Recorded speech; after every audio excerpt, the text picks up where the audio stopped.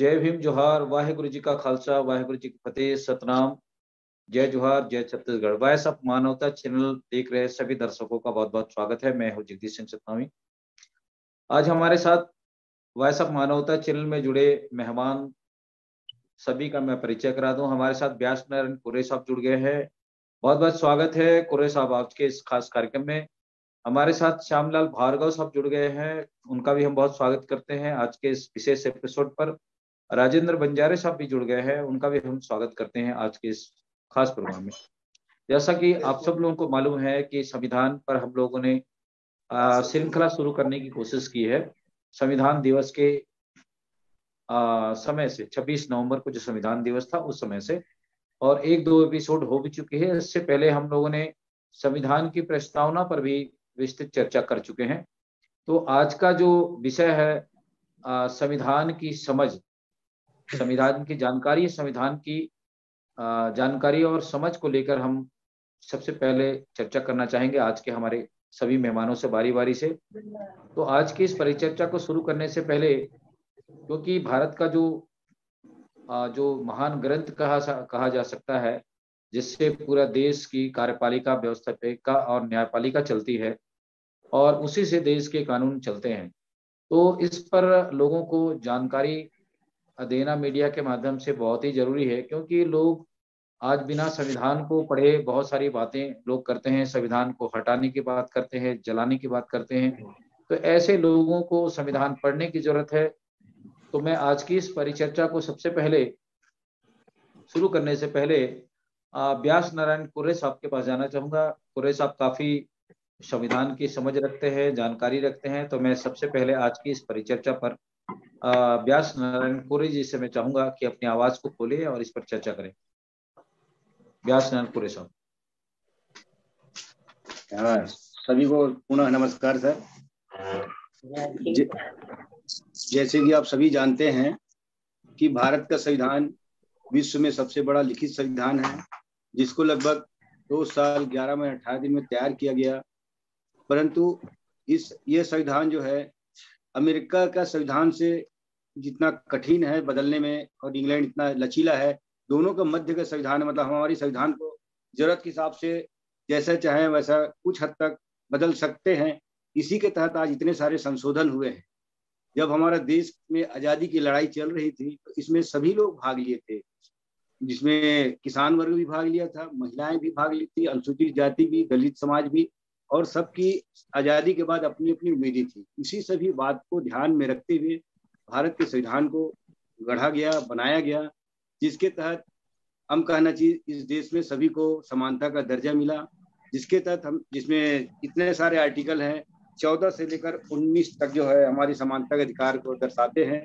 और लेकिन बहुत सारे लोग ऐसे रहे जो भारत के संविधान से शुरू से खुश नहीं थे। इसी वजह से कहना चाहिए कि भारत के संविधान में कई प्रॉब्लम आती रही, कई संशोधन हुए, जिससे हमारे लोगों को कभी नुकसान भी उठाना पड़ा। जैसे सबसे पहले 1900 कहना चाहिए 50 में, 51 में ही जब भारत का संविधान लागू हुआ, तो कहना चाहिए अपना एक है क्या, भारत का संविधान में संशोधन होते रहे लेकिन लोक हित में होते रहे, जिसमें 14 से लेकर 19 तक हमारे मूल अधिकार के संविधान हैं। और उसके बाद कहना चाहिए 31 से 39 तक, मतलब 31 से 39 तक हमारे डीपीएस है, जो राज्यों के संविधान से जुड़े हुए, राज्य के हित के लिए बने हुए।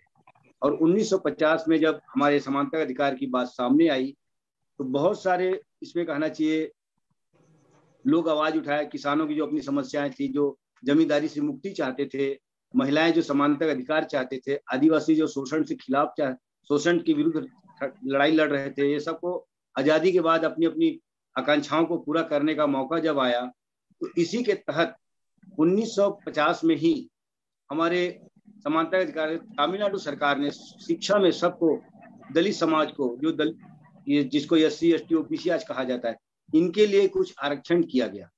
आरक्षण तो उच्च शिक्षा में जब आरक्षण किया गया तो उसी समय अन्नादुरई जैसे लोग, अन्नादुरई नहीं है, ये नाम है, उन्होंने कोर्ट में चला गया कि हमारे समानता के अधिकार के खिलाफ है, समानता के अधिकार के खिलाफ है। कौन सा राइट करना चाहिए, मूलभूत अधिकार के खिलाफ है।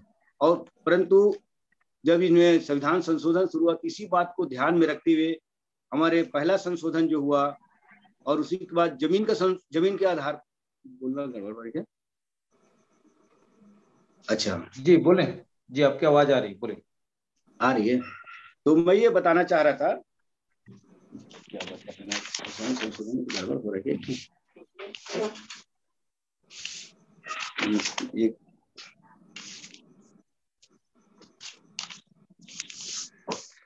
जो 1 मिनट सर, मैं थोड़ा सा बाद में जरूर, चलेगा क्या? कुछ कंफ्यूजन हो रहा है मेरे को। जी जी, मैं आप बने रहे हमारे साथ में। आज की इस परिचर्चा को मैं अगले वक्ता के पास में लेके जाना चाहूंगा। श्यामलाल भार्गव साहब हमारे साथ जुड़े हुए हैं। मैं उनसे चाहूंगा कि भार्गव सर आज की इस परिचर्चा पर अपने विचार रखें। भार्गव साहब।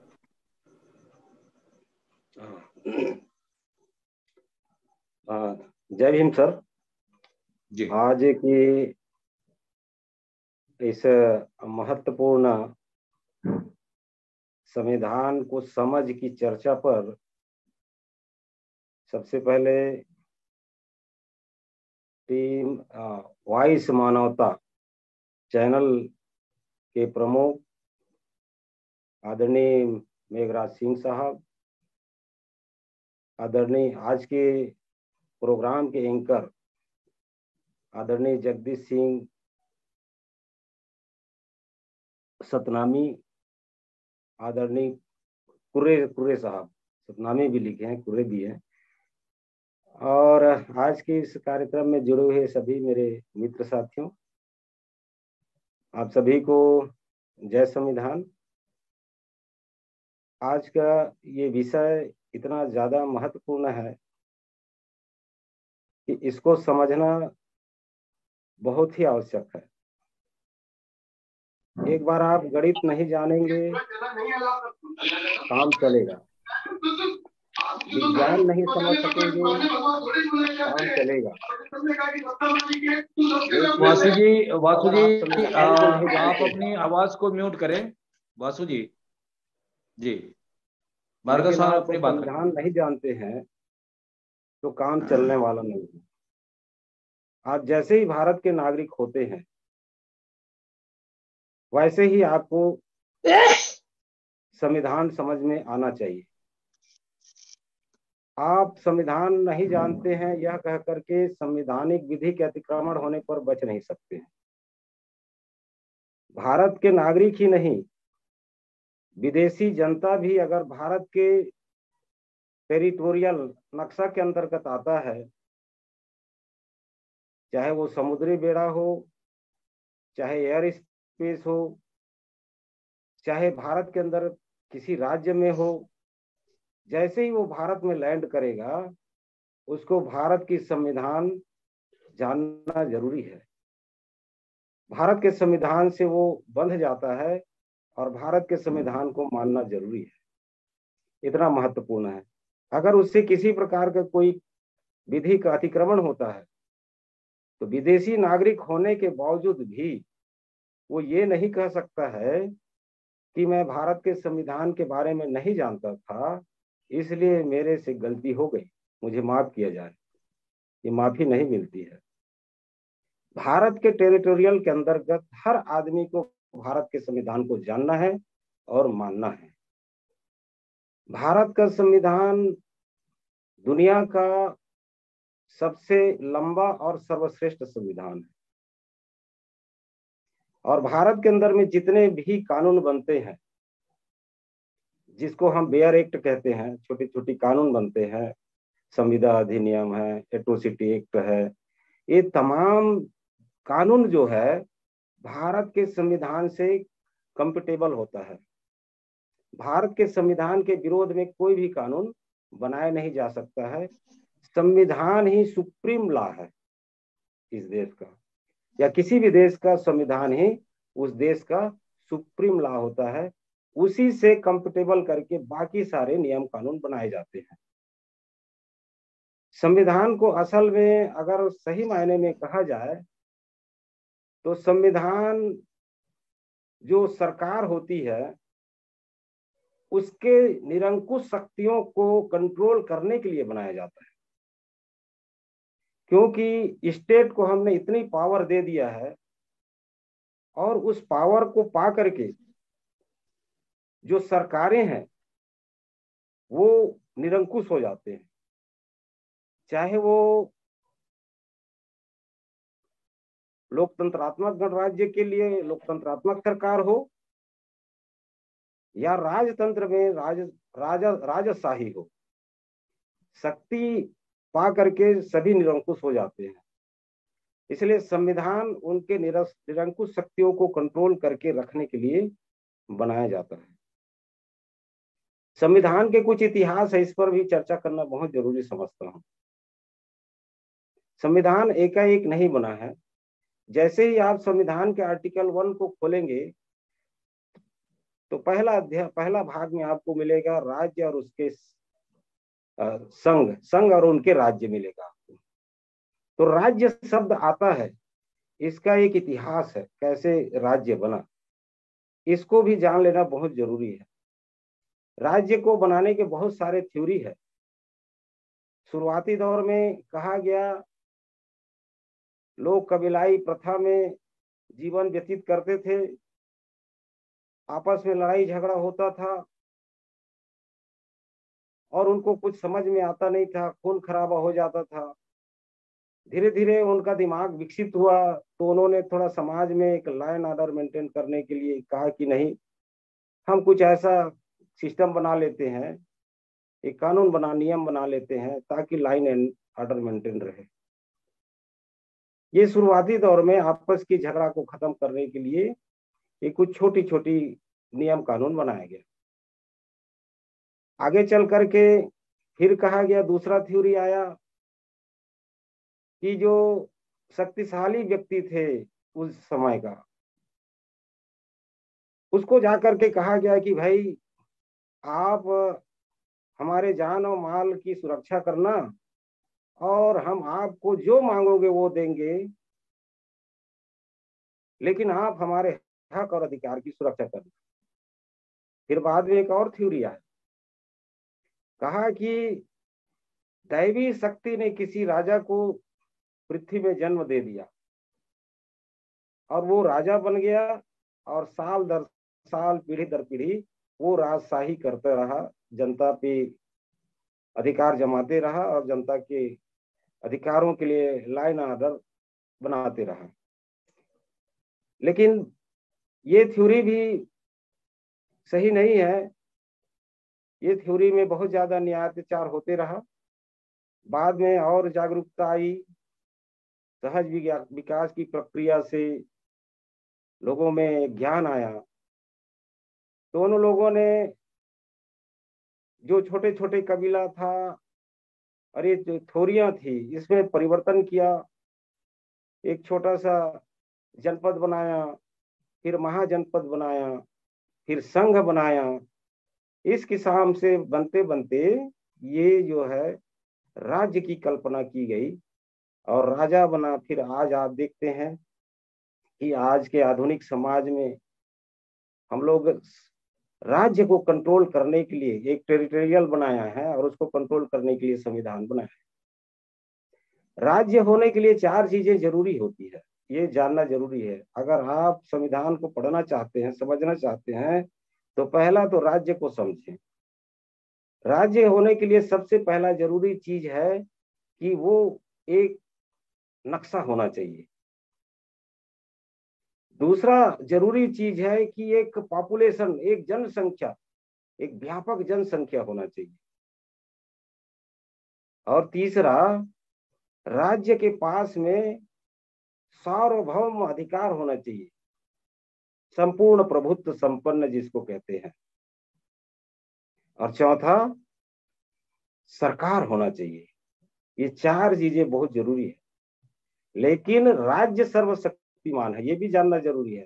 हम सारी शक्तियां राज्य को देते हैं और राज्य जो है अपने शक्तियों से सरकार को चयन करता है, सरकार बनाता है, जुडिशरी को बनाता है, तमाम नियम कानून को बनाता है। राज्य को शक्ति हमने दी है। सारी शक्तियां राज्य के पास में है। इसलिए मैंने शुरू में कहा कि राज्य के शक्तियों को सरकार अपने हाथ में ले लेते हैं। तो सरकार के शक्ति को कंट्रोल करने के लिए, निरंकुश शक्ति को कंट्रोल करने के लिए संविधान बनाया जाता है और संविधान बनाया गया है। तो इस किस्म से संविधान की शुरुआत होती है। अगर आप आर्टिकल की तरफ आएंगे तो जैसे ही लोग संविधान को खोलते हैं तो संविधान लोगों को समझ में नहीं आता है। कहीं लंबा तो नहीं हो रहा है सर? आवाज नहीं आ रहा है?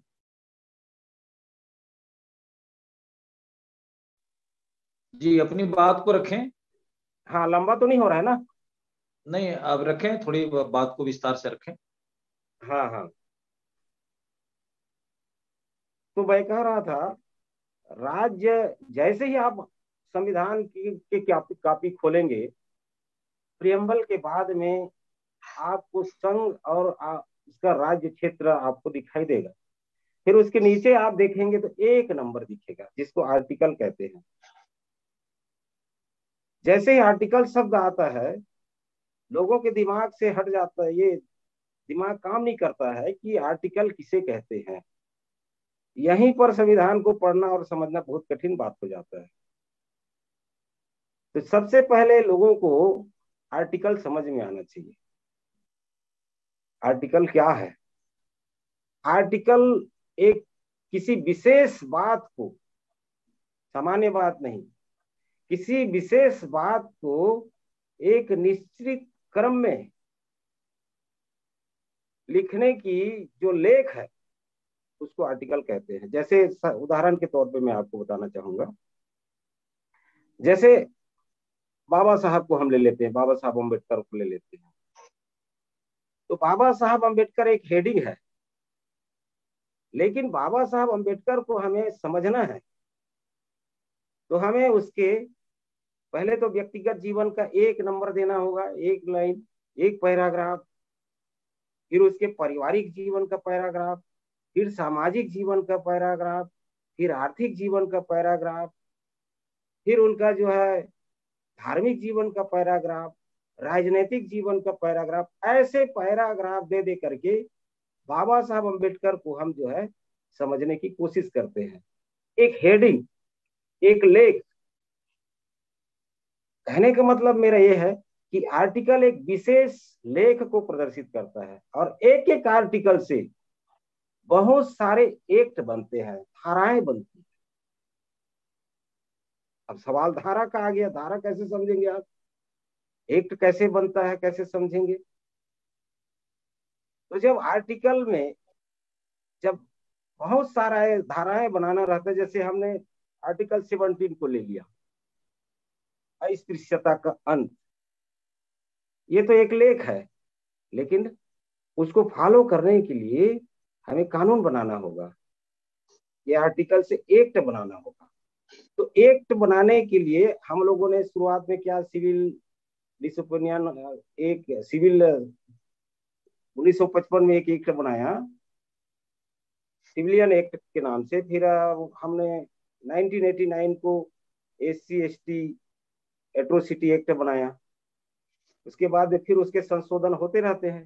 तो वो एक एक आर्टिकल से बहुत सारे धीरे धीरे संशोधन होकर के एक्ट बनते रहते हैं। और एक्ट बनने की प्रक्रिया बहुत महत्वपूर्ण है, उसको समझना चाहिए हम लोगों को।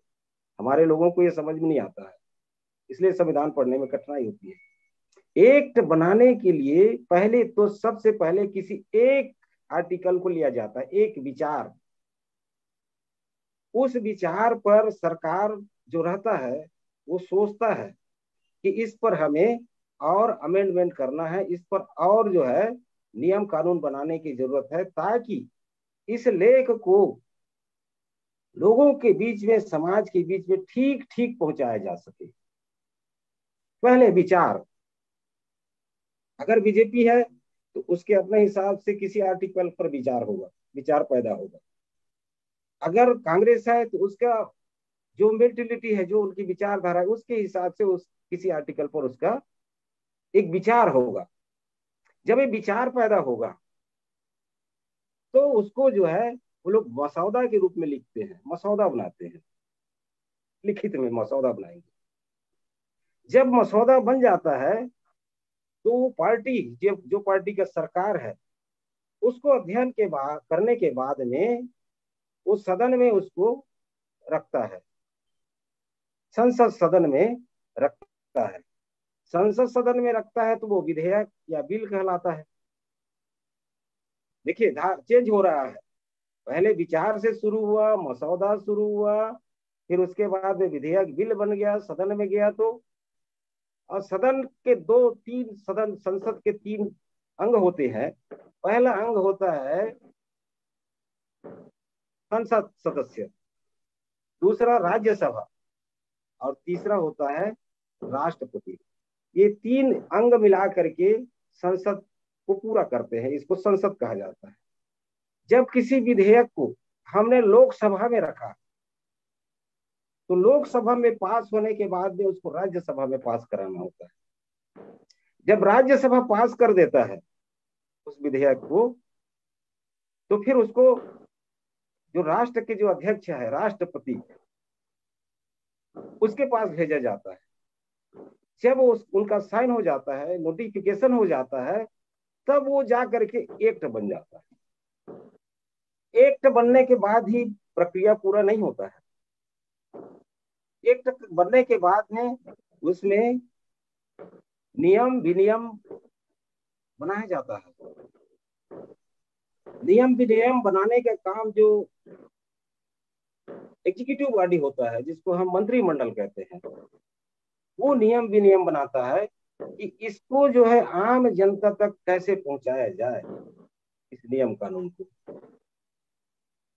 तो अगर हम इन बातों को समझेंगे, ये शुरुआती बातें हैं, अगर संविधान को समझना है तो ये जो बातें शुरुआती बात है, इसको हम समझेंगे तब आगे जा करके संविधान को हम पूरी तरीके से समझ पाएंगे। इसमें और भी बहुत सी बातें आती है जी, जो कठिन शब्दों में। एक है अध्यादेश, कैसे लाया जाता है, कब लाया जाता है, इस पर भी समझ होना जरूरी है। तो ठीक है, मेरा बातचीत लंबा हो रहा है और हमारे साथियों को सुनना है, इसलिए मैं इतने से जी भार्गव जी हमारे साथ अब बने रहें। बहुत शुक्रिया आपका। हमारे साथ आज पहली बार जुड़े हैं विश्वास मेश्राम साहब, उनका भी हम बहुत बहुत स्वागत करते हैं आज के खास प्रोग्राम में। मेश्राम साहब, बहुत स्वागत है आपका। मेश्राम जी सुन पा रहे हैं हमें? जी विश्वास मेश्राम जी हमें सुन पा रहे हैं? जी बहुत स्वागत है। अपना वीडियो ऑन करें सर। जी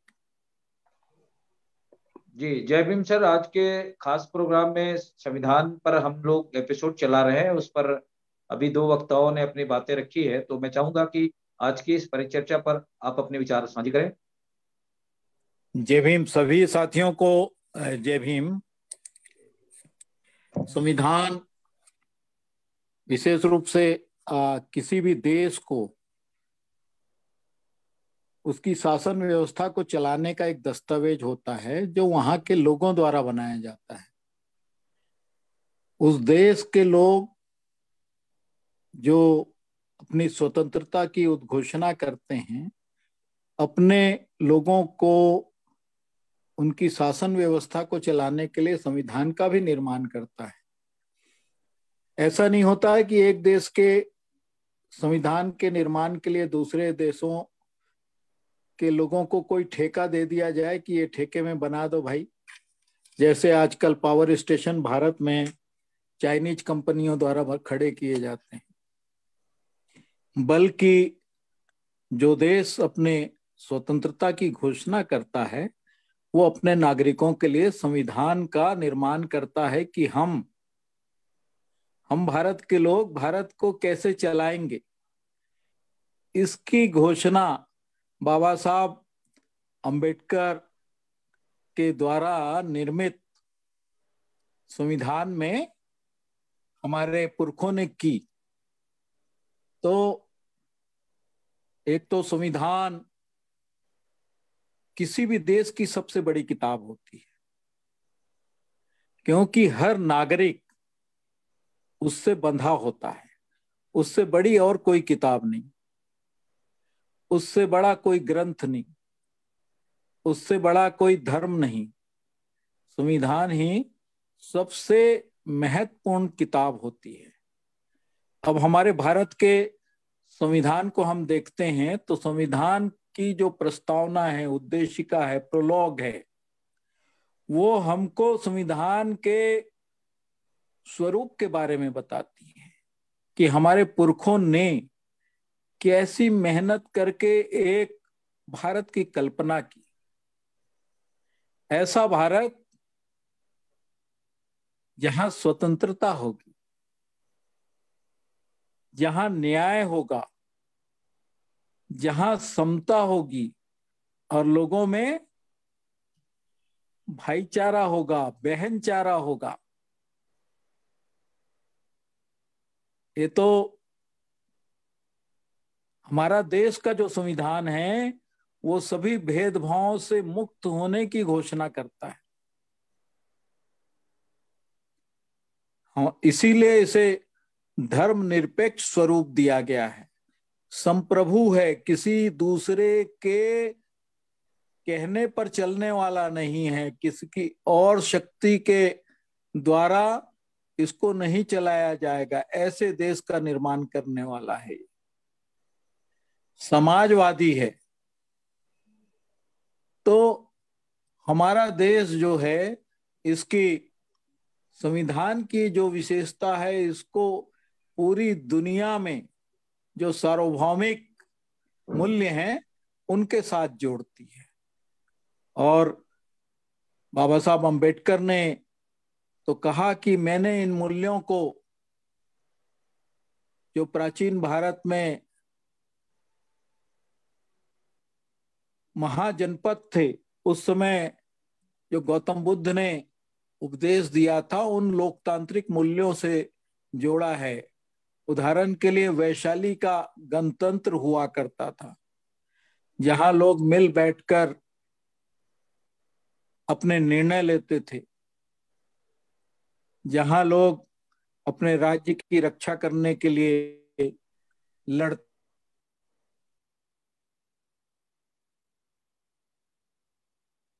लगता है मेश्राम जी का कनेक्शन अपने जी था वहां उसका करते थे।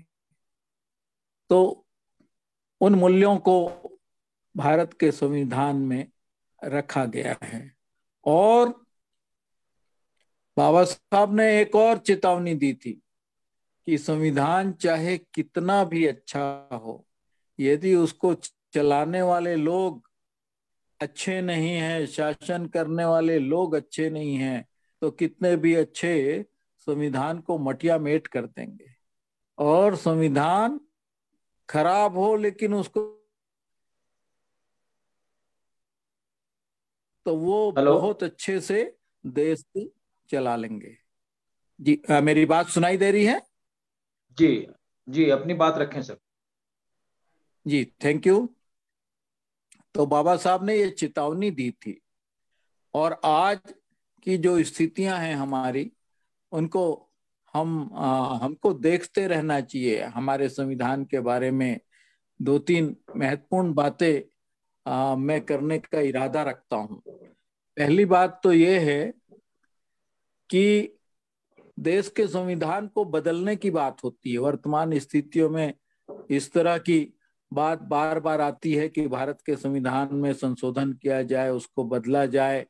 बल्कि कुछ लोग तो एक नया संविधान बनाने के लिए कसरत भी कर रहे हैं। तो क्या भारत के नागरिकों को ऐसे किसी संविधान की जरूरत है जो इस संविधान को बदल के 1951 के पहले का संविधान लेके आए? ये संविधान लागू होने के पहले जो विधान हुआ करते थे उनको लाने की जरूरत है क्या? एक सवाल हमारे जहन में उठना चाहिए। और इस संविधान ने हमें क्या दिया है, और इसके पहले का जो विधि विधान था, जिसे हम मनु का विधान भी कह सकते हैं, जो इस देश में बहुत सालों तक रहा। फिर मुगलों का शासन आया, फिर अंग्रेजों का शासन आया, तो उस समय अलग अलग कानून बनते रहे। लेकिन भारत का संविधान जो है वो हम सबको आजाद घोषित करता है। और हमको यदि अपनी आजादी प्यारी है तो इस संविधान के जज्बे को हमको समझना होगा। ये संविधान कैसे लिखा गया, कितनी जद्दोजहद हुई, संविधान सभा में कितने बार डॉक्टर अंबेडकर को एक एक सवाल का जवाब देना पड़ा, और उसके बाद एक एक आर्टिकल पारित हो पाया, एक एक इसके जो अनुच्छेद हैं वो पास हुए, और आज संविधान सभा में पारित होने के बाद इस संविधान को भारत में लागू किया गया। कब लागू किया गया? 26 जनवरी 1951 के दिन। इसीलिए हम उसको गणतंत्र दिवस के रूप में मनाते हैं। तो असली बात यह है कि वो कौन लोग हैं जो इस संविधान को बार बार बदलने की बात करते हैं। इस बात को हम भारत के नागरिकों को जानना चाहिए, समझना चाहिए, इसकी पड़ताल करना चाहिए। और उनका उद्देश्य क्या है? वो जो 3% प्रिविलेज क्लास है इस देश में, जो सदियों से इस देश के SC, ST, OBC और माइनॉरिटी के लोगों को शोषण करती रही है, उनकी मंशा क्या है, इस बात को समझने की जरूरत है। और वो क्यों ऐसा करना चाहते हैं, इसकी बुनियाद जो है हमारे संविधान में निहित है। हमारे संविधान ने एक झटके में सारे पुराने नियम, कायदों, रूढ़ियों को, परंपराओं को शून्यकृत कर दिया, शून्य कर दिया, नलीफाई कर दिया, उन्हें किसी काम का नहीं रखा। और उसके जगह पर ये जो नया विधान आया हमारा, जिसे हम संविधान कहते हैं, उसके अनुसार तय हुआ कि भारत के हर नागरिक को इसमें जो मौलिक अधिकार है उसके अनुसार जीने का अधिकार होगा, उसके अनुसार अभिव्यक्ति का अधिकार, अनुसार रोजगार करने का अधिकार, धार्मिक स्वतंत्रता होगी, वो चाहे किसी भी धर्म को अपना सकता है जो उसकी मर्जी हो। इसके अनुसार उसको कहीं भी आने जाने का अधिकार हुआ, शिक्षा प्राप्त करने का अधिकार हुआ। ये ऐसा नहीं था कि कोई शूद्र शिक्षा प्राप्त कर ले तो उसके कानों में शीशा डाल दिया जाए। इसके ठीक उल्टे इस संविधान ने प्रावधान किया कि वो लोग जिनको सदियों से वंचित रखा गया है पढ़ने से, जो शैक्षणिक और सामाजिक रूप से पीछे ढकेल दिए गए हैं, वंचित रखे गए हैं, उनके लिए विशेष प्रावधान किया जाता है कि वे इस देश में बराबर के हिस्सेदार हैं, उन्हें बराबर प्रतिनिधित्व दिया जाए। प्रतिनिधित्व, जिसको हम दूसरे शब्दों में आरक्षण कहते हैं। तो प्रतिनिधित्व का सवाल उठा और प्रतिनिधित्व दिया गया। एक वाकया आप लोगों के बीच में मैं शेयर करना चाहता हूं। ये मैंने व्हाट्सएप से ही जाना है कि संविधान सभा में जब बहस चल रही थी तो यूपी के एक बहुत बड़े नेता मिस्टर पंत उठ खड़े हुए और बोले कि मिस्टर अंबेडकर, आरक्षण के प्रावधान लागू होने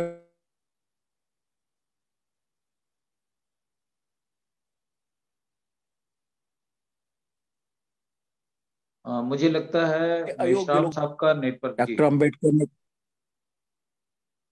हाँ जी, हाँ पार्डन। सर, आपकी आवाज कहीं कहीं रुक जाती है, नेटवर्क में कोई प्रॉब्लम है लगता है। बहरहाल ठीक है, आप अपनी बात पूरी करें। तो ये तो मेरे हाथ में नहीं है नेटवर्क को संभालना। बहरहाल जी मैं कोशिश करता हूं थोड़ा धीरे बोलूं तो ज्यादा स्पष्ट समझ में आएगा। तो संविधान सभा में बहस चल रही थी कि आरक्षण के माध्यम से अयोग्य लोग शासन करने लगेंगे। तो बाबा साहब ने जवाब दिया, मिस्टर पंत, अंग्रेज तो आप लोगों से 1000 गुना योग्य है, तो काहे के लिए ये लड़ाई लड़ रहे हो कि अंग्रेज भारत छोड़ो, उन्हीं से शासन करा लो। आरक्षण कोई योग्यता वगैरह के लिए नहीं है, बल्कि जिनको आप लोगों ने हजारों सालों से प्रतिनिधित्व नहीं दिया है, न शासन में दिया, न शिक्षा में दिया, न आर्थिक क्षेत्र में दिया, न जमीन जायदाद में दिया, न सेना में दिया, उन लोगों को प्रतिनिधित्व देने का ये प्रावधान है। और यदि इस देश में, इस देश की बहुसंख्यक जनता को भारत का नागरिक बनाना है, उन्हें राज देना है, तो आपको आरक्षण देना पड़ेगा। और उसके बाद फिर किसी ने आरक्षण को योग्यता से जोड़कर नहीं देखा। जो लोग आरक्षण को आर्थिक मामलों से जोड़कर देखना चाहते हैं, उनके लिए भी बाबा साहब ने ये कह दिया था कि ये कोई गरीबी हटाओ कार्यक्रम नहीं है। जिनकी गरीबी हटाना है उनके लिए शासन जो है अलग प्रावधान करे। आरक्षण इसीलिए केवल सामाजिक और शैक्षणिक पिछड़ेपन के को लेकर दिया गया। और बाबा साहब ने तो ओबीसी जातियों के लिए, ओबीसी वर्ग के लिए भी विशेष प्रावधान किया था, जिसको हमारे देश में संविधान लागू होने के बहुत सालों बाद, 40 सालों बाद 1991 में जारी किया जा सका मंडल कमीशन के अनुशंसाओं के आधार पर, और वो भी आधा अधूरा। तो इस बात को हमारे देश के लोगों को समझने की जरूरत है। विशेष रूप से जो संविधान सभा में बहसें हुई है, उसको जब तक हमारे लोग नहीं जानेंगे कि कितनी मेहनत करनी पड़ी एक एक आर्टिकल को पारित कराने के लिए, तब तक उस संघर्ष को नहीं जान पाएंगे, उस पीड़ा को नहीं जान पाएंगे, हमारे पुरखों के उस त्याग को नहीं जान पाएंगे, जो सुविधाएं आज हमको उनके इस कुर्बानियों की वजह से मिल रही है। तो मेरा सबसे अनुरोध रहेगा कि संविधान सभा की बहसों को जरूर जानें, और इस बारे में डॉक्टर अंबेडकर और भी हमारे लोग थे, जयपाल सिंह मुंडा थे, और बहुत सारे मूल निवासी बहुजन जो संविधान सभा में गए थे, उन्होंने अपनी बहुत मेहनत की, कुर्बानियां दी। जी। दूसरी बात जो मैं कहना चाहता हूं, मेरे पास समय है ना? जी समय है, लेकिन मैं कुछ लोगों की और प्रतिक्रिया ले लूं, फिर हमारे साथ अब बने रहें। मैं आपके साथ फिर से लौटूंगा। मेसराम जी बहुत शुक्रिया। मैं राजेंद्र बंजारे जी की प्रतिक्रिया ले लेता हूं। राजेंद्र बंजारे साहब बहुत देर से सुन रहे हैं, अभी हमारे वक्ताओं ने अपनी बातें रखी है। जी सर, जय सर, मैं कुछ कहूँ सर? जी जी जी, अपनी बात रखें बंजारे सर।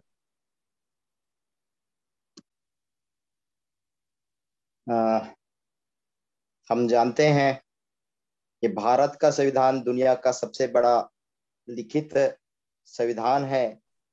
ये हमारे मेसराम साहब ने, भार्गव साहब ने और बाकी हमारे साथियों ने बहुत ही सुंदर तरीके से हम सबको जानकारी दिया है। उनमें से अभी वर्तमान में सबको यही बताया कि 26 जनवरी 1950 को भारत का संविधान लागू हुआ, जिसे हम गणतंत्र दिवस के रूप में हर साल मनाते हैं। वर्तमान में हमारा संविधान जो है 392 अनुच्छेद और 22 उनके भाग हैं। अनुच्छेद जो है उसको 22 भागों में बांटा गया है और 12 अनुसूचियां हैं। वर्तमान में संविधान मूल रूप से जिस तरह से हम किसी घर या समाज ऐसी किसी संस्था को चलाने के लिए कुछ नियम लागू करते हैं या कुछ शर्तें लागू करते हैं, उसी तरह से इस देश को हमें सुचारू रूप से चलाने के लिए, सबके साथ समान व्यवहार करने के लिए बनाया गया है। उसी के अनुसार से हमारा देश का संविधान 395 अनुच्छेद और 22 भाग में बांटा गया है, जो बताया मैंने।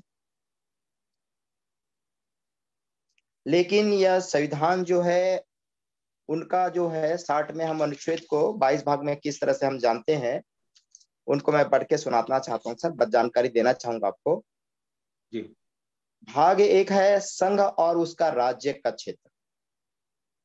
कितने संघ है, और ये संघ जो है मेश्राम साहब ने बहुत अच्छे जानकारी दी है। महात्मा बुद्ध की एक गणराज्य की व्यवस्था थी, संघ की व्यवस्था थी, उस राज्य के अनुसार से डॉक्टर बाबा साहब अम्बेडकर ने बहुत सारे संतों, गुरुओं, महात्माओं को, विचार को इस संघ के द्वारा उसको हमें संविधान के रूप में परिणित किया है। दूसरा है नागरिकता, हमारे देश में किस तरह से नागरिकता उसके बारे में है। तीसरा है मौलिक अधिकार। चौथा है नीति निर्देशक तत्व एवं मूल कर्तव्य, और उनमें संघ और राज्य भी आ जाते हैं। पांचवें में संघ जो है, छठवें में राज्य के हैं, और सातवां जो होता है, ये पहली अनुसूची जो होते हैं राज्य को 338 भागों में बांटता है। आठवां जो होता है संघ का राज्य क्षेत्र कितने हैं, और नौवां अनुसूची आती है, नौवां जो आता है पंचायत, उसी में पंचायत में उसमें नगर पालिका को भी जोड़ देते हैं। 10वां आता है, वो बहुत महत्वपूर्ण है, जो सबके लिए समानता का अधिकार है। अनुसूचित जाति और जनजाति क्षेत्र में उनका विशेष योगदान क्या क्या रहा। 11 है संघ और राज्यों के बीच में क्या क्या संबंध बने। 12 है वित्त संपत्तिवाद या सामुदायिकवाद है।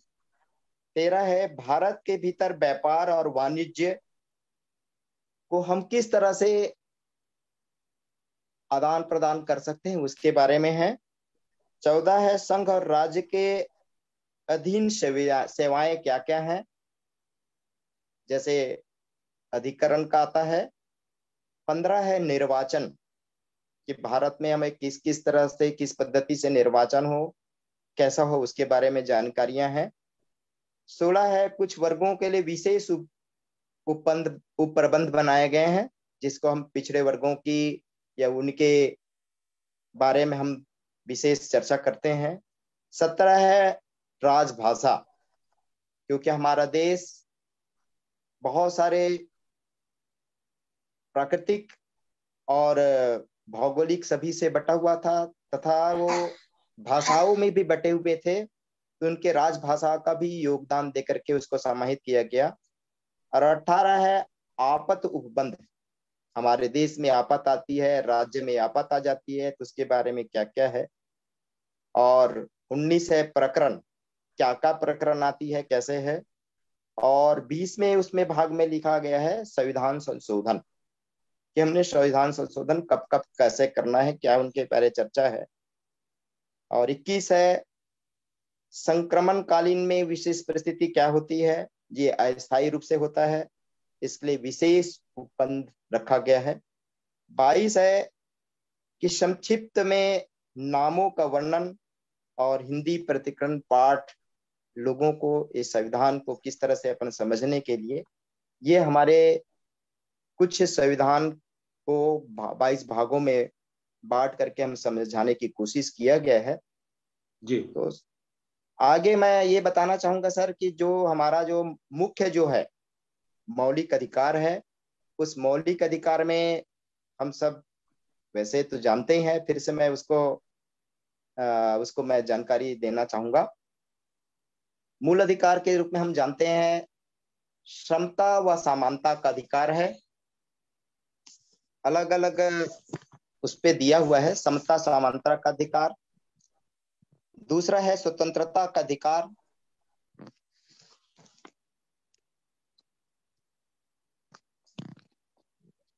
कैसे हो गया भाई? बंजारे जी अपनी रोटेट ठीक करें, मोबाइल का तिरछा हो गया जी चेहरा जी आपका। जी आया सर, आ गया क्या सर? अभी तो आपका वीडियो ऑफ हो गया है। अभी आया क्या सर? ठीक है, ओके।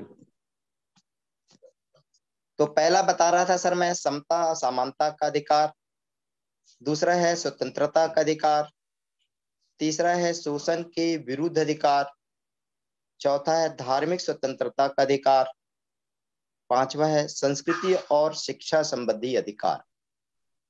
6वां जैसे हम संवैधानिक अधिकार या उनको उपचार के बारे में हम जानकारी लेते हैं, तो आज हम इसमें करते हैं कि स्वतंत्रता अधिकार हमारे क्या क्या हैं। मूल रूप से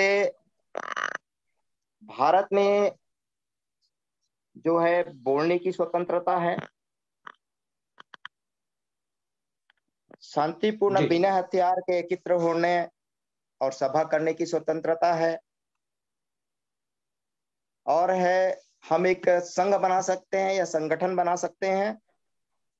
देश के किसी भी क्षेत्र में हम आवागमन कहीं से आ सकते हैं, जा सकते हैं, वो एक है। और उसके बाद है देश के किसी भी क्षेत्र में हम निवास करने की बच सकते हैं। देश में किसी भी क्षेत्र में, खाली कुछ अपवाद है, जम्मू कश्मीर अभी तो वो भी लागू कर दिया गया है। और इसके बाद है संपत्ति का अधिकार, हम संपत्ति कितना भी रखें, क्या रखें, सबके लिए एक अधिकार प्राप्त है। और आगे है व्यापार और जीविका चलाने की स्वतंत्रता। ये सब हमारे स्वतंत्रता का अधिकार है।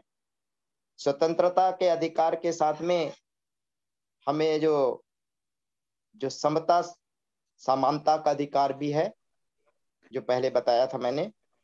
तो उसमें बंजारे सर, मैं थोड़ा सा आपको रोकना चाहूंगा। हमारे साथ बहुत देर से वासु बंजारे साहब भी जुड़े हैं। मैं उनसे भी प्रतिक्रिया ले लेता हूं। बंजारे जी, थोड़ा आप हमारे साथ बने रहे। वासु जी, हमें सुन पा रहे हैं? Yes sir. वासु जी, वासु बंजारे साहब। जी सर, सुनो सर। जी सर, मैं चाहूंगा कि आप भी अपनी आज की इस महत्वपूर्ण परिचर्चा पर अपनी प्रतिक्रिया दें। जी अवश्य। आज के वेबिनार में जुड़े सभी प्रबुद्धजनों को सादर जय भीम। जी जय भीम। मैं तो आज फर्स्ट टाइम जुड़ा हूं और मुझे महसूस हो रहा है ये प्रतिक्रिया या संविधान के ऊपर जो चर्चाएं हो रही है, निश्चित रूप से यह लाभकारी और बहुत ही दूरगामी के रूप में फलीभूत होंगे, ऐसा मुझे एहसास हो रहा है। और ज्यादा कुछ इसमें आप लोग को सूरज को दीपक दिखाने जैसा होगा मेरा कहना तो। लेकिन हाँ, जरूर मैं ये जरूर प्रस्ताव आप सबके समक्ष रखना चाहूंगा। ये साप्ताहिक या जैसा आप लोग संचालित कर रहे हैं, हम ज्यादा से ज्यादा लोगों को उनका कंसर्न लेकर के जोड़े। जी, ये 7-8 लोगों के बीच में चलाने योग्य नहीं है। और वो 50-100 जो भी चिन्हांकित लोग हो, वो ऐसे हो कि वो अपने जिस क्षेत्र में है उस क्षेत्र में समाज को दिशा या नेतृत्व कर रहे हैं, ऐसे लोगों की जरूरत है ये जानकारी देने की। और हम कोशिश भी करें कि इसका कैडर के रूप में हम जानकारी दें, जिसमें क्वालिटी हो। और क्वालिटी के साथ साथ में आप संविधान का जानकारी कैसे प्राप्त करें, उसको पढ़ा कैसे जाए। और पढ़ने के बाद में बहुत सारे इवेंट्स होता है, जैसे गृह प्रवेश वगैरह होता है, बच्चों का बर्थडे वगैरह होता है, या कोई भी फंक्शन हमारे बहुजन के बीच में, तो उनमें कम से कम आधा घंटा 1 घंटा का इस टाइप का उनके लिए स्पेस हम बना के चले, कैसे भी हो। हम आपस में मेंटेन करें एक दूसरे साथियों को, चाहे शोक सभा ही क्यों ना हो, कि इस टाइप का चलते फिरते जानकारी। क्योंकि हमारे सम्मानीय भार्गव जी जुड़े हैं अभी। भार्गव जी और मुझे और एक साथी और है माइकल बंजारे जी, इनको अभी दुर्ग जिला जेल जाने का 18 दिसंबर के कार्यक्रम में जाने का अवसर प्राप्त हुआ। और वहां जाकर के हमने पाया, देखा कि 2000 क्षमता का जेल है, लेकिन 2100 बंदी वहां पर है। लेकिन 2100 बंदी में सिर्फ हमारे समाज के, सतनामी समाज के बोला जा सकता है, एससी होंगे थोड़ा बहुत, और मतलब 450 प्लस है बंदी। 2100 में 450 प्लस सतनामी है। अब ट्राइब का भी बात कर लेते हैं, तो 50% हम SC और ST के लोग कवर कर रहे हैं। देखिए कितनी बड़ी, मतलब हम सर्वांगीण विकास की बात करते हैं और यहाँ पे हम जानकार होकर के एकदम कोरी झूठ और सिर्फ दिखावा में, फोटो सोटो में ही लिपटा है अभी भी। जहां भी मंच देखते हैं फोटो, ये व्हाट्सएप की दुनिया है, फेसबुक की दुनिया है, इसी में दुनिया ले जा रही है हमको, और हम वास्तविक जो मिशन है हमारे जो महापुरुषों का, उससे हम थोड़ा से दूर होते जा रहे हैं। तो आप सबसे मेरा विनम्र अपील है और निवेदन है।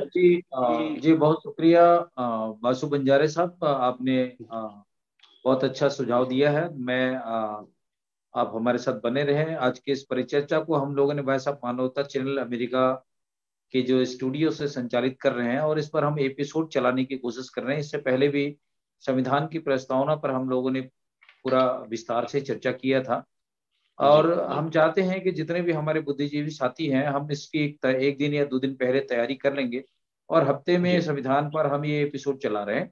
और आपका ये सुझाव जरूरी है कि केडर तो अपनी जगह है, लेकिन सोशल मीडिया के माध्यम से बुद्धिजीवों को देश दुनिया तक पहुंचाने का हमारा ये कर्तव्य है और आप जैसे बुद्धिजीवों के विचार को जन जन तक पहुंचाने का हमारा लक्ष्य भी है। तो बहुत शुक्रिया, आप हमारे साथ बने रहे। मैं मेश्राम जी ने व्यास नारायण कुरे साहब की बातें अधूरी रह गई थी। कुरे साहब से मैं फिर चाहूंगा कि अपनी बात बिल्कुल बिल्कुल प्लीज। कुरे साहब अपनी आवाज को म्यूट करें। हाँ, सभी को पुनः नमस्कार।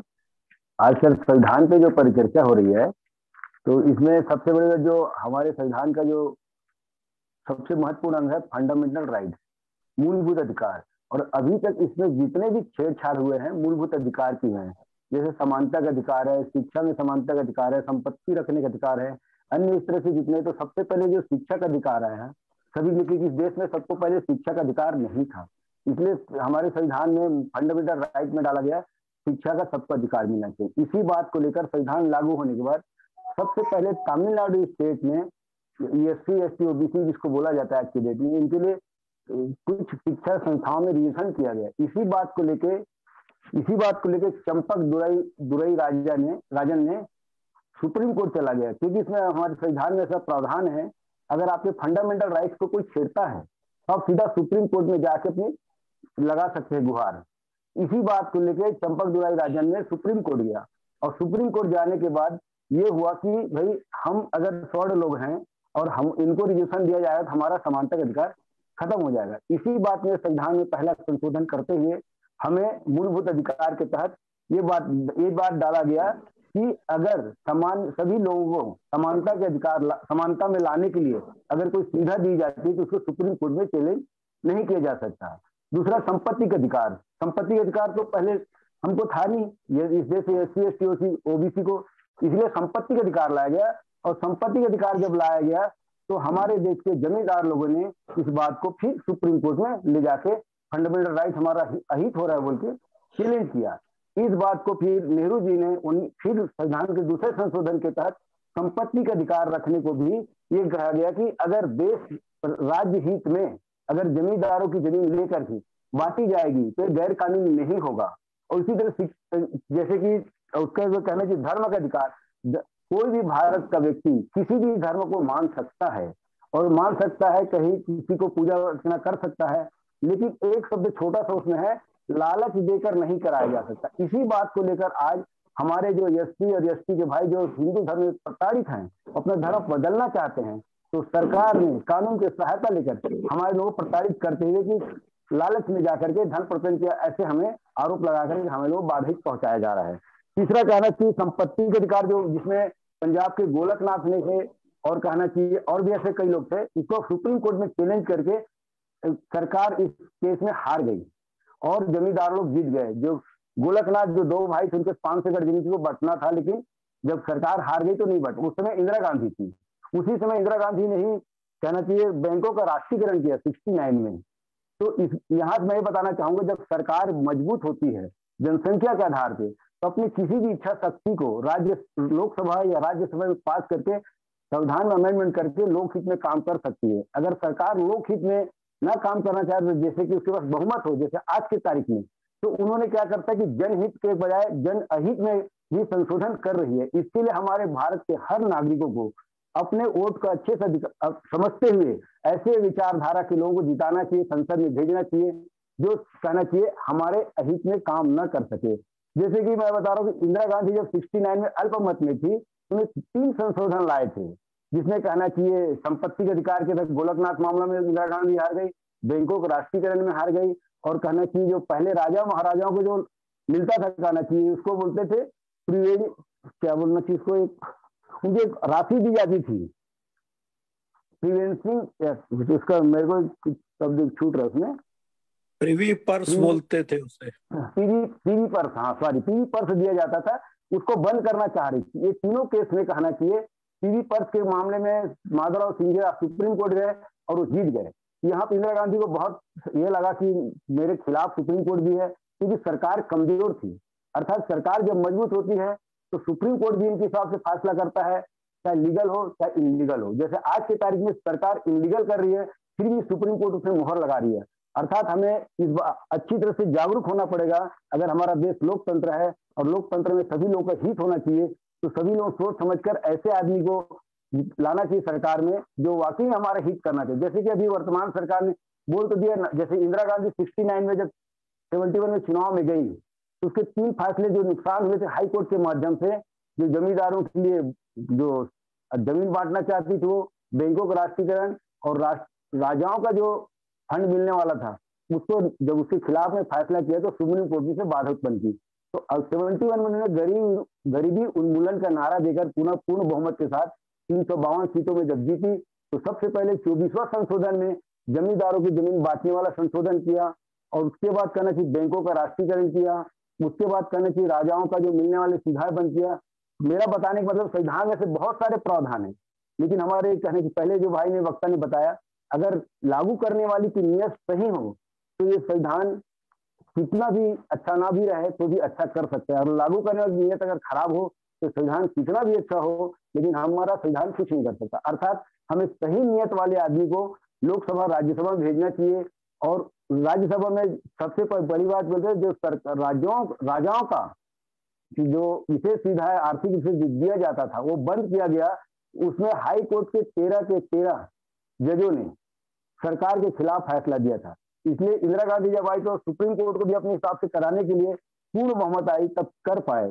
तो अर्थात मैं आप लोगों से इस पैनल के माध्यम से सुनने वालों से हमारे बुद्धिजीवी से निवेदन करना चाहता हूं, आने वाले टाइम में चुनाव को अन्यथा न लेते हुए, चुनाव में प्रमुख भूमिका निभाते हुए अपने विचारों की सरकार या अपने संविधान की रक्षा करने वाले सही पार्टी को, सही व्यक्ति को आगे लाने का अपना प्रयास करना चाहिए। मैं इतने में अपनी बात को यहीं विराम देता हूं। जय हिंद, जय भारत।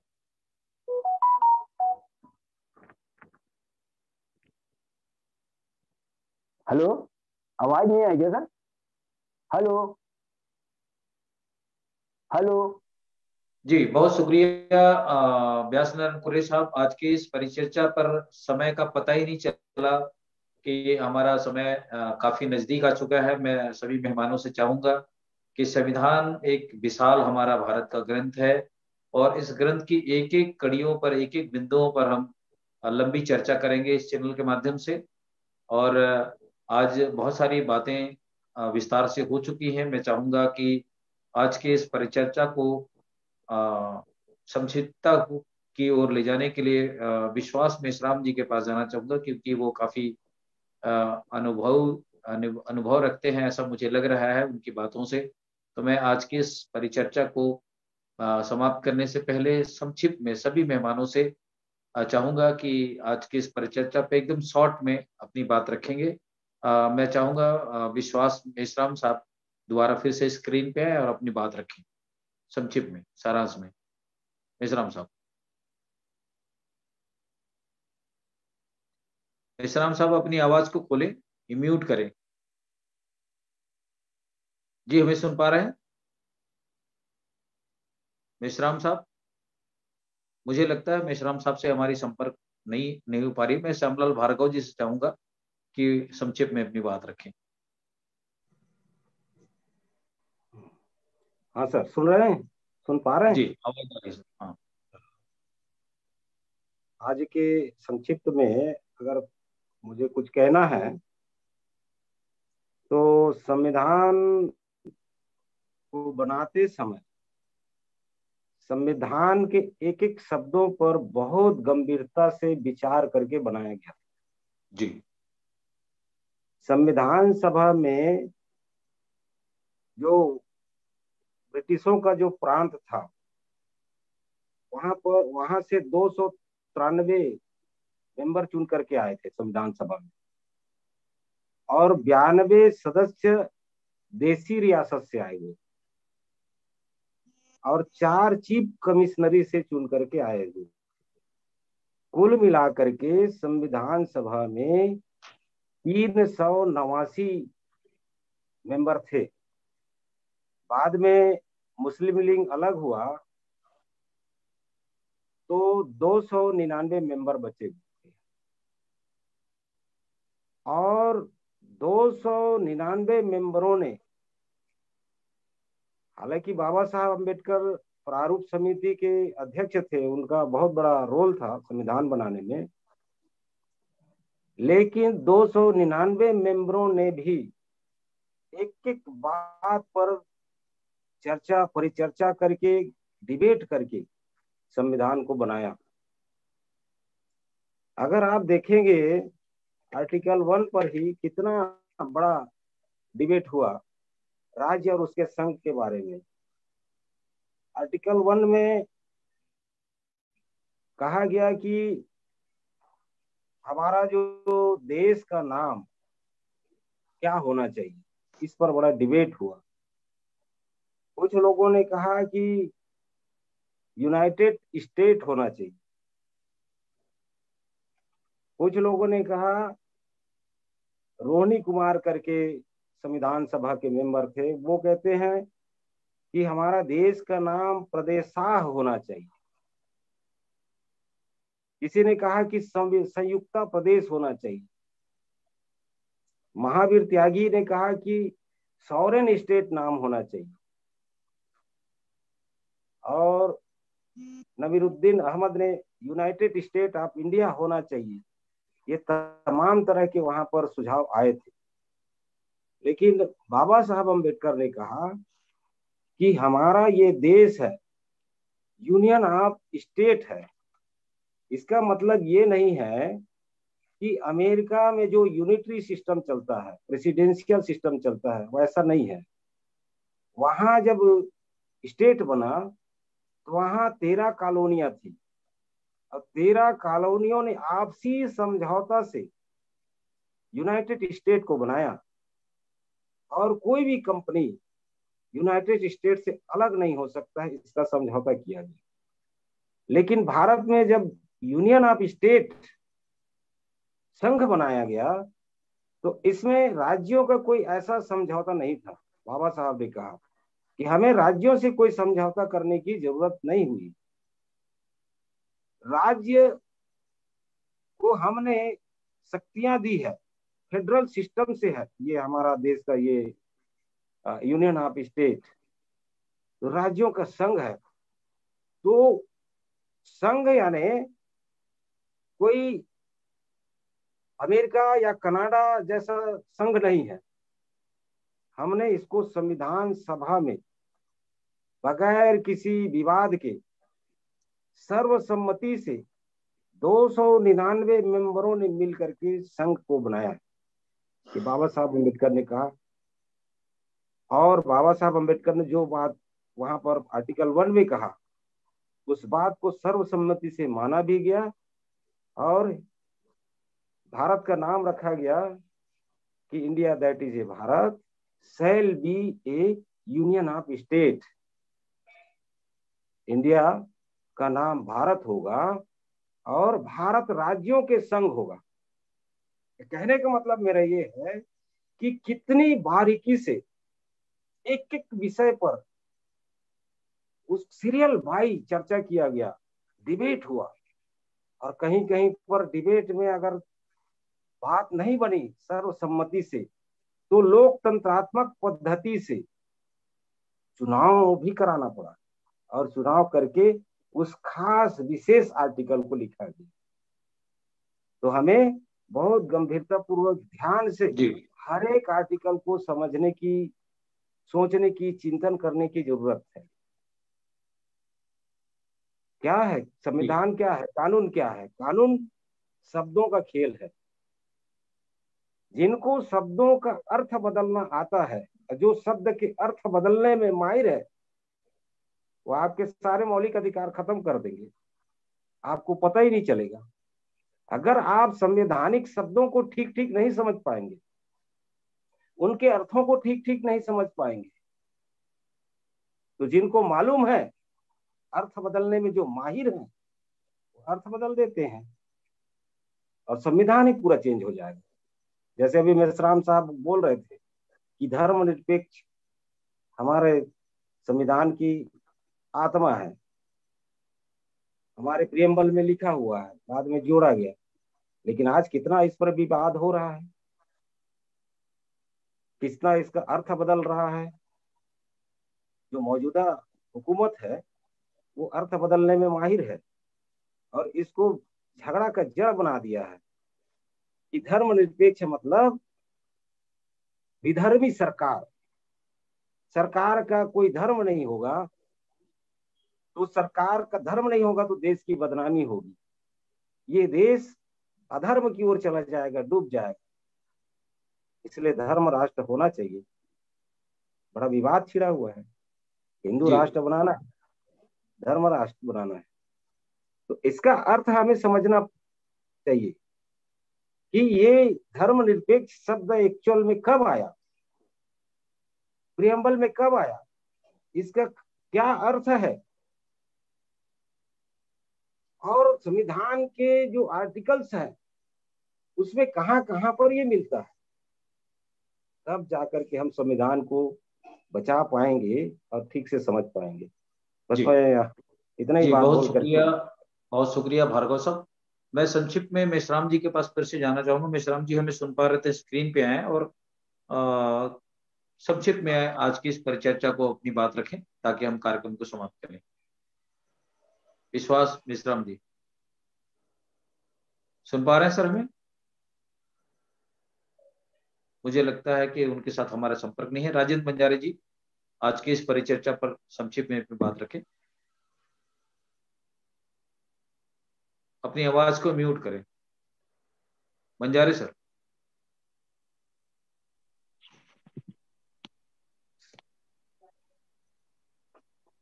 सर मैं समता और समानता का अधिकार, इसके बारे में मैं, सब लोग तो हमारे साथी लोग बहुत अच्छे जानकारी दिए हैं। मैं इस कविता के माध्यम से उसी 2 लाइन में व्यक्त करना चाहूंगा सर। मानव मूल अधिकारों को महत्वपूर्ण बतलाया है, इनके विरुद्ध किसी विधि को असंगत ठहराया है। अनुच्छेद 14 में समता का अधिकार है, होटल हो चाहे दुनिया, सबको प्रवेश का अधिकार है। अनुसूचित जाति जनजाति की करनी होगी भलाई, ताकि उनकी उन्नति और कमी की होगी भरपाई। तो ये इस तरह से सर समय भी बहुत हो रहा है जी। बहुत शुक्रिया आज के सभी मेहमानों का धन्यवाद जी। बहुत बहुत धन्यवाद आज के इस खास प्रोग्राम में जुड़े श्यामलाल भार्गव जी का, बंजारे सर का, व्यास नारायण कुर्रे साहब का, वासु बंजारे जी का और विश्वास मेश्राम साहब का। क्योंकि ये विषय ही ऐसा है कि हमें समय की कमी पड़ जाती है। हम लोगों ने आज आधा घंटा एक्स्ट्रा चर्चा भी किया है, 1 घंटे का रहता है और अभी करीब करीब हमारे पास समय 52 मिनट हो चुके हैं।